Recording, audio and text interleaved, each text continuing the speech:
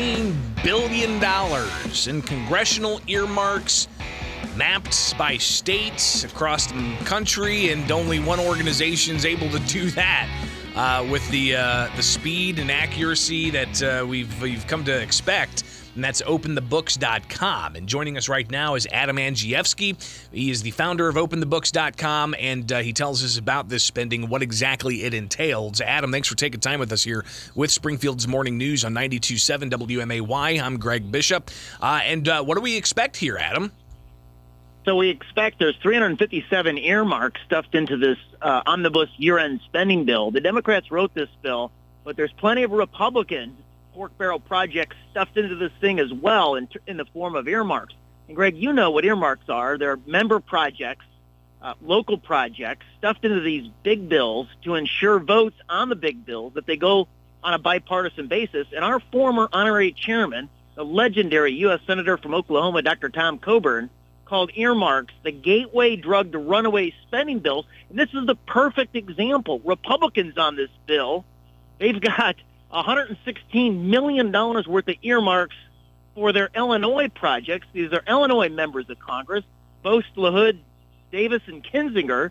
And Democrats, of course, they've got $444 million worth of earmarks on this bill. So we're talking $16 billion across the country, and openthebooks.com is where you can find this and tons of other reporting on how your tax dollars are being spent. And you can actually go and check out a map of this at openthebooks.com. Tell us about this map and how people can use this map.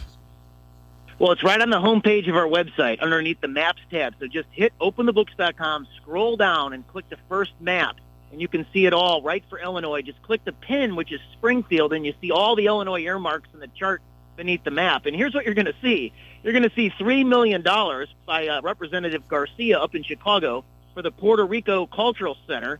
You're going to see $3.75 million for a local YMCA in Chicago so they can renovate it from Democratic Congresswoman Schakowsky. You got Foster up there in the Chicago suburbs for $3 million for the DuPage Township government food pantry. Look, all of these projects, they're local projects. If they have merit, they should be funded locally. Why in DuPage County are millions of dollars worth of federal grants flowing? Why is renovation to a local YMCA in Chicago flowing out of federal coffers? I mean, taxpayers from around the country funding these local projects. And look, you've got LaHood right there in the village of Downs on a street project for the village, $2.1 million. I can go down the list. $2 million for a YMCA in DuPage County from Democratic member Caston. You've got Quigley up in Chicago, $2 million for the Park District. Schakowsky, $2 million for the Park District so they can build a new swimming pool. Well, Again, and I'm even looking here on funded locally. Yeah, I'm looking here at even the city of Taylorville getting $2.5 million. That's right in our listening audience. Congressman Rodney Davis getting that earmark. And it's across the board here. Even Congressman Davis getting something for a drinking water system for $2.2 million, and a variety of other funds that are statewide from Duckworth and Durbin, and all of these lawmakers getting these earmarks.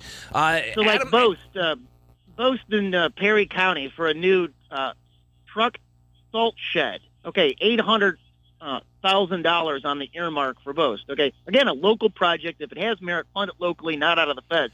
The Mount Vernon Township, there's a township road that he's going to resurface, the Pump House Road, $160,000. That's Bost.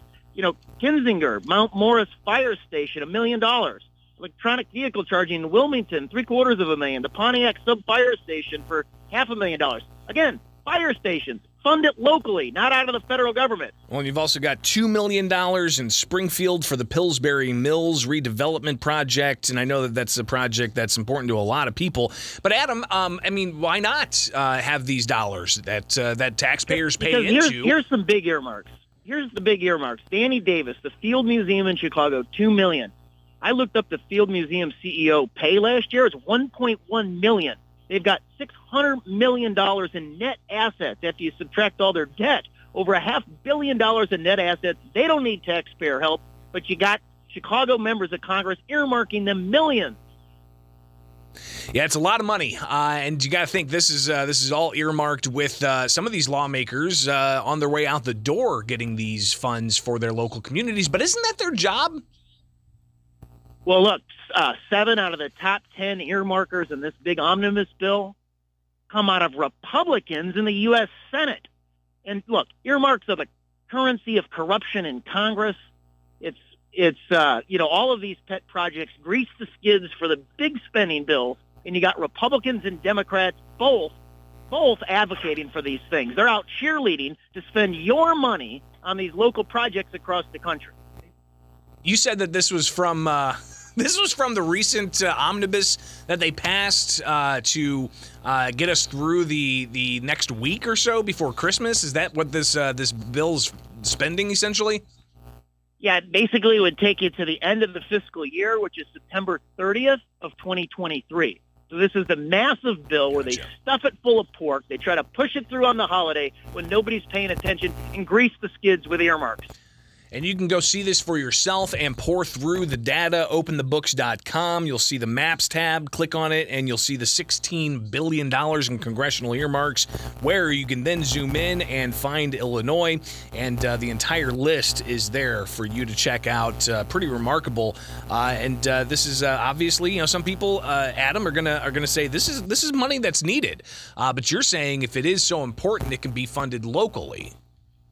Yeah, and look, this comes on the heels of the American Rescue Act. $350 billion flowed to local units of government. Now they're layering on all this pork with earmarks.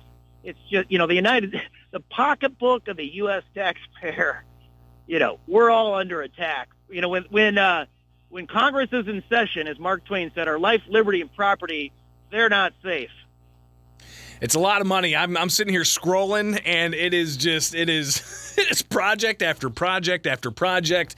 I've been scrolling now for a good 40 seconds and just got to the bottom, ranging from $20,000 that is going to one project all the way up to a good $49.3 million. That's going to be for the upper Mississippi rivers and Congress people, Bustos, Graves, LaHood, and others making that happen as well. So openthebooks.com is, of course, where you can see where your tax dollars are being spent. Adam, this is just one report. Tell us about all the other stuff you guys do, everything from finding, California lifeguards making overtime of 6 figures or more. What are some of the other things that you guys have at openthebooks.com?